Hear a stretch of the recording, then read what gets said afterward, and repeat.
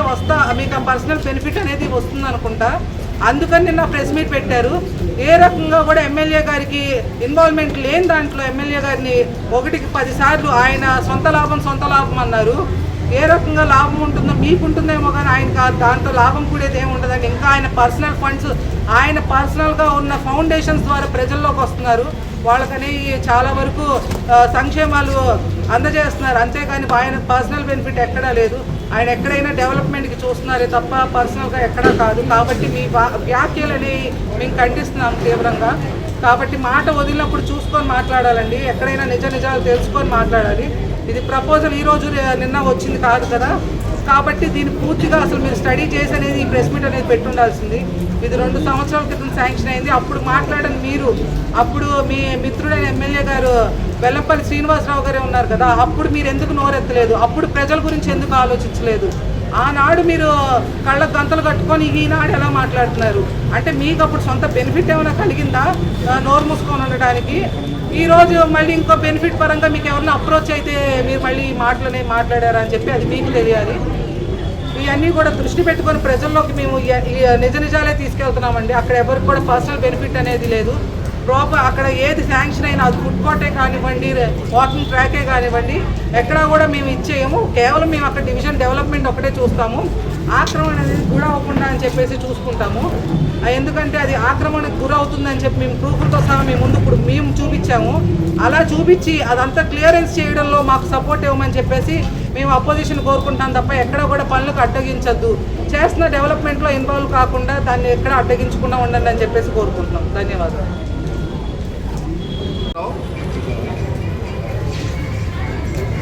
సితారా centre నుండి RTC workshop ఎదురుగా ఉన్నటువంటి మెయిన్ రోడ్లో లెఫ్ట్ సైడ్లో ఫుడ్ కోర్ట్ అనేది పెట్టాలనే ప్రపోజలు సుజనా చౌదరి గారు ఎమ్మెల్యేగా గెలిచిన తర్వాత పెట్టింది కాదు, పోతిన మహేష్ గారు. ఇది మీరు గమనించాలి.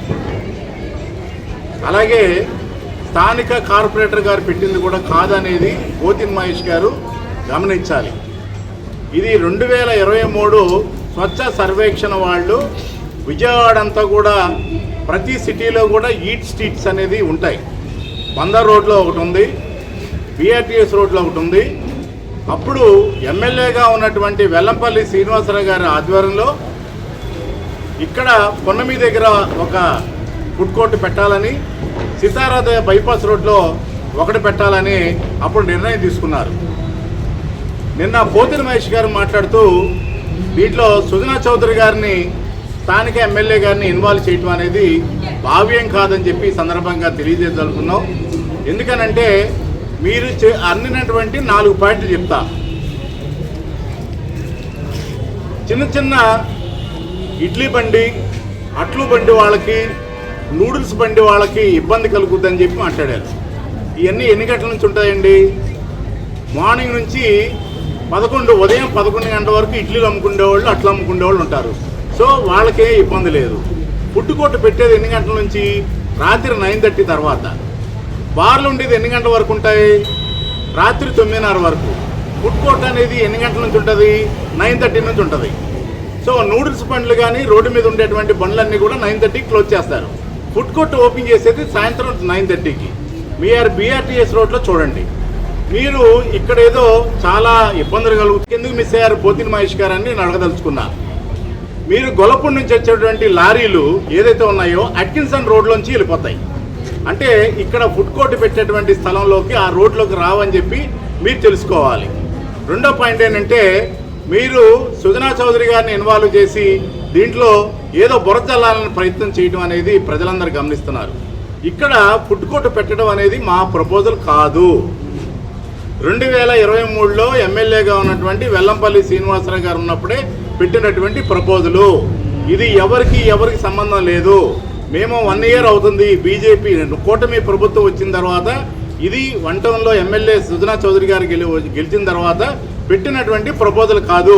అధికారికంగా మున్సిపల్ కార్పొరేషన్లో ఈ ప్రపోజల్ కాగితాలు రైట్ యాక్షన్ కింద మీరు తీసుకోవచ్చు అని చెప్పి సందర్భంగా తెలియజేసుకుంటూ, మీరు ఒకటి గమనించాలి.